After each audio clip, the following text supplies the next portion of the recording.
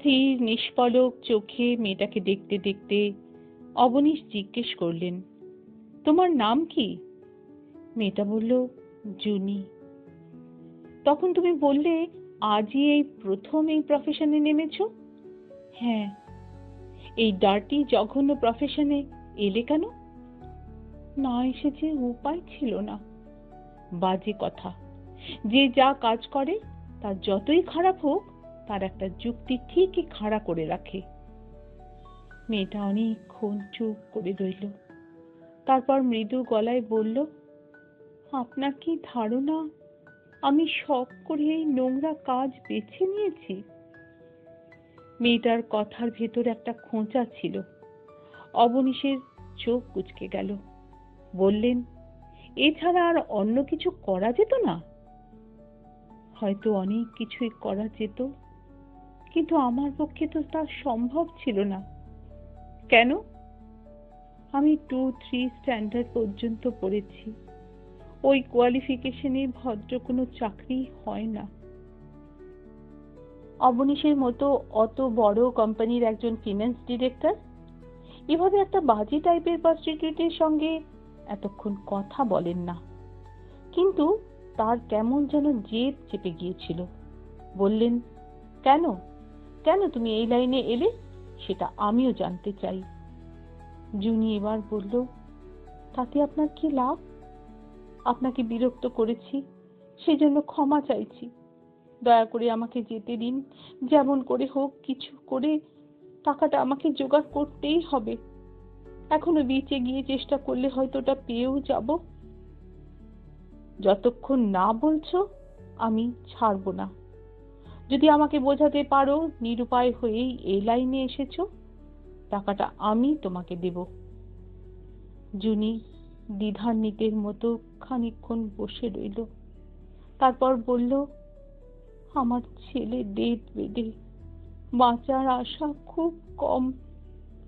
এদিকে আমার হাতে একটাও পয়সা নেই, তাই ওকে বাঁচাবার শেষ চেষ্টা। বলতে বলতে ওর গলা ধরে এলো।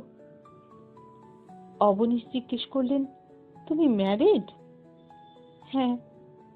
জুনি আস্তে করে মাথা নাড়ল। তোমার হাজবেন্ড বেঁচে নেই? জানি না। তার মানে?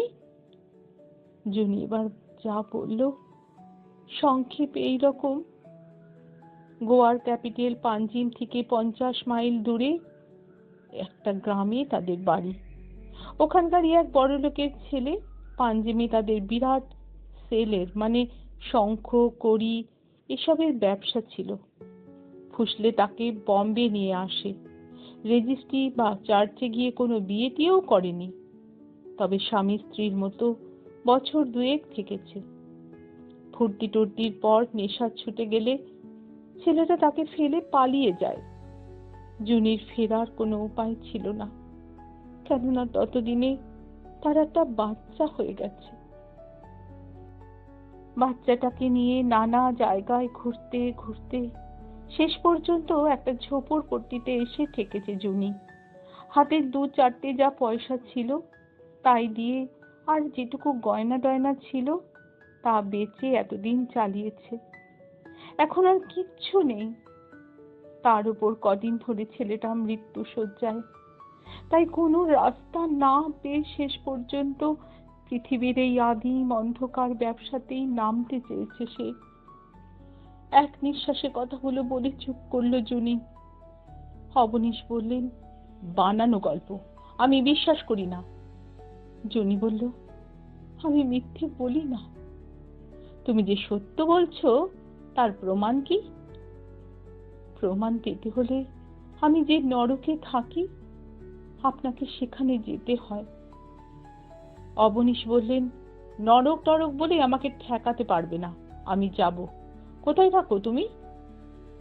জুনি বলল, কিংস সার্কেল স্টেশনের দিকে যেতে রেল লাইনের গায়ে যে ঝোপড়পট্টি রয়েছে সেখানে। ঠিকানাটা ঠিক তো? আপনাকে আগেই বলেছি আমি মিথ্যা বলি না। যুধিষ্ঠির বলে একটু থামলেন অবনীশ। তারপর বললেন, তোমার ছেলে তো বললে ডেথ বেডে। হ্যাঁ। জুনি মাথা নাড়ল। তাকে কোথায় রেখে এসেছো? ঝোপড়পট্টিতে এক মাদারি খেলোয়াড় আছে, তার বউয়ের কাছে। বলতে বলতে উঠে দাঁড়ালো জুনি। রাত হয়ে যাচ্ছে, আমি আর থাকতে পারবো না। 2-3 সেকেন্ড কি ভাবলেন অবনীশ, তারপর উঠতে উঠতে বললেন, একটু দাঁড়াও। বলেই ভেতরের অন্য একটি ঘর থেকে 50 টাকা এনে জুনিকে দিলেন। টাকাটা যে সত্যি সত্যি পাওয়া যাবে জুনি ভাবেনি। বিমূঢ়ের মতো কিছুক্ষণ দাঁড়িয়ে থাকলো সে, তারপর মাথা নুইয়ে ফিসফিসিয়ে বলল, আপনি টাকাটা দিলেন, বদলে আমারও তো আপনাকে কিছু দেবার আছে। যদি তাড়াতাড়ি। অবনীশের রক্তের ভেতর দিয়ে জোরালো বিদ্যুৎ বয়ে গেল যেন। তিনি চিৎকার করে উঠলেন, get out bitch, get out. জুনি ভয় পেয়ে প্রায় দৌড়ে ঘর থেকে বেরিয়ে গেল। পেছন থেকে অবনীশ আরেকবার চেঁচালেন, মনে রেখো, তোমাদের ঝোপড়পট্টিতে আমি যাবই। যদি দেখি মিথ্যে বলেছ, তোমাকে ছাড়বো না। পরদিন সকালে জুহু বিচে অভ্যাস মতো ঘন্টাখানেক বেরিয়ে ফিরে এলেন অবনীশ। তারপর স্নান টান সেরে ব্রেকফাস্ট যখন শেষ করে এনেছেন, সেই সময় টেলিফোন বেজে উঠল। ক্রেডেল থেকে ফোনটা কানে লাগিয়ে বলল, হ্যালো।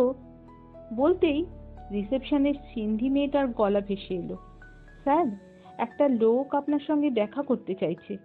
অবনীশ বললেন, আমার সুইটে পাঠিয়ে দাও। কিন্তু স্যার, লোকটাকে দেখে মনে হচ্ছে বাজে টাইপের, স্যাবলি ড্রেসড, পাঠাবো কি? এক মুহূর্ত কি চিন্তা করে নিলেন অবনীশ, তারপর বললেন, ঠিক আছে, ওখানেই ওকে অপেক্ষা করতে বলো, আমি আসছি। কিছুক্ষণ পর নিচে আসতেই রিসেপশনিস্ট মেয়েটি লোকটাকে দেখিয়ে দিল। একধারে জড়সড় হয়ে দাঁড়িয়ে ছিল সে। বয়স 60-65 মতো হবে। কালো কুঁজো হতচ্ছাড়া চেহারা, চোখে মুখে কেমন একটা দাগ, কাঁচা পাকা দাড়ি পিনের মতো ফুটে রয়েছে। পরনে তালি মারা পাজামা আর ঢলঢলে জোব্বা, মাথায় পাগড়ি, পায়ে টায়ার কাটা চপ্পল। এরকম চেহারার একটা লোক তার নাম করে কি করে জানলো? কেনই বা তার কাছে এসেছে অবনীশ ভেবেই পেল না। কপাল কুঁচকে রুক্ষ গলায় তাকে বললেন, কি চাই? লোকটা আরো খানিকটা কুঁজো হয়ে গেল যেন। 2 হাত জোর করে প্রায় মাটির সঙ্গে মিশে যেতে যেতে বলল, আমি বোস সাহেবের সঙ্গে একটু দেখা করব। আমি বোস সাহেব, বলো। জুনি আমাকে আপনার কাছে পাঠিয়েছে। জুনি? অর্থাৎ কালকের সেই মেয়েটা? লোকটাকে ভালো করে একবার দেখে নিয়ে অবনীশ জিজ্ঞাসা করলো, তুমি কে? লোকটা বলল, আমি একজন মাদারি খেলোয়াড়।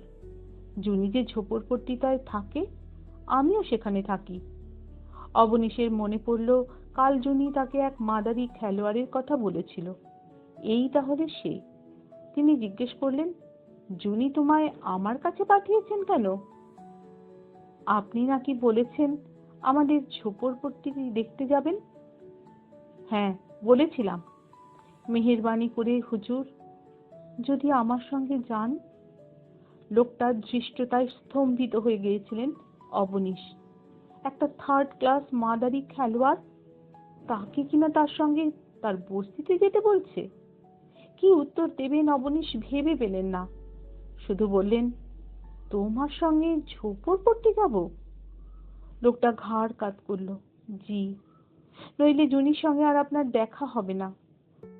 ও এখান থেকে চলে যাবে, আর আপনি যা জানতে চান তা জানতেই পারবেন না। হঠাৎ এক তীব্র কৌতূহল বোধ করলেন অবনীশ। লোকটাকে বললেন, চলো। কিংস সার্কেল স্টেশনের কাছাকাছি রেল লাইনের গায়ে যে ঝোপড়পট্টি রয়েছে, কিছুক্ষণ পর সেই লোকটার পিছু পিছু অবনীশ সেখানে এলেন। জুনি বলেছিল নরক। এই ঝোপড়পট্টিগুলো তার চাইতেও বোধহয় জঘন্য। দুধারে পিচবোর্ড, টিন, চট ইত্যাদি দিয়ে তৈরি সারি সারি সুড়ঙ্গের মতো ঘর, মাঝখান দিয়ে সাপের মতো আঁকা বাঁকা অন্ধকার রাস্তা। রাস্তাটা থেকে কুৎসিত দুর্গন্ধ উঠে আসছিল। নাকে রুমাল চেপে লোকটার সঙ্গে শেষ পর্যন্ত একটা ঘরের সামনে এসে দাঁড়ালেন অবনীশ। এখানে ছোটখাটো ভিড় জমে আছে, দেখেই বোঝা যাচ্ছে এরা বস্তির লোকজন। অবনীশের মতো সম্ভ্রান্ত চেহারার একজন লোককে দেখে ভিড়টা দুভাগে ভাগ হয়ে পথ করে দিল। আর তখনই সামনে চোখে পড়ল অবনীশের। সঙ্গে সঙ্গে ভয়ানক চমকে উঠলেন তিনি। ঘরের সামনে ছোট্ট বারান্দায় জুনি মূর্তির মতো বসে আছে। তার সামনে একটা মৃত শিশুর দেহ শোয়ানো রয়েছে। নিশ্চয় জুনির ছেলে। সেই লোকটা একটু এগিয়ে গিয়ে জুনিকে বলল, সাহেব এসেছেন। জুনি অবনীশের দিকে তাকিয়ে বলল, আপনাকে খুব কষ্ট দিলাম, এছাড়া আমার আর উপায় ছিল না। বলে একটু থামলো সে।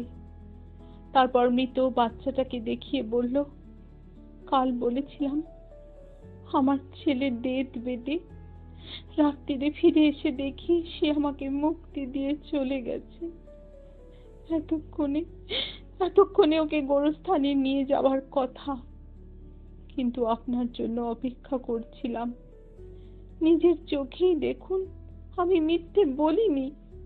আপনাকে ধাপ্পা দিয়ে টাকা আদায় করতে চাইনি। অবনীশ কিছু বলতে চেষ্টা করলেন, পারলেন না।